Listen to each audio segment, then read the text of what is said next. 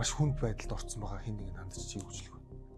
Ер нь хүмүүс над дээр амар тэгж миний өмнөөс амьдраад байгаа юм шиг ингэж хаастаа ингэхгүй л бол тэгэх гэдэг. Sorry no. Чи яагаад өөрийнхөө амьдралыг шийдэхгүй ингэ надаас асууж. Би зүгээр тэр хүнд нэг л юм л. Юу ч үрдих биш.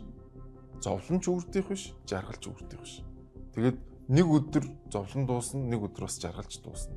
Тэгэхээр сайн мэдэн наад зовлонч үрдих биш. Муу мэдэн бас жаргалч үрдих биш. Болоо. Нэг өдөр тэгэл дуусна. Өнөөдөр чамд наадах чи амар хэцүү хүнд юм шиг санагдаж магадгүй. Тодгүй 7 хоногийн дараа, сарын дараа, жилийн дараа юу би ийм хачин юм дээр ингэжсэн юм тий. 2 жилийн ял авлаа. 2 жилийн дараа чи гараал. Үрдэж шорон суухгүй шүү дээ.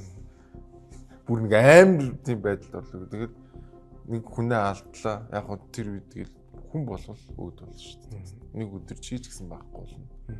Тэрийг заавал ингэж амар хүндэр хүлээж авах шаардлагагүй юм. Мэдээж одоо хэцүү байх үе байна шүү дээ тийм ч. Гэхдээ тэр чинь ингэж байнга тэрийг ингэж аваад яваад бизнес тампуурч л үүдэг.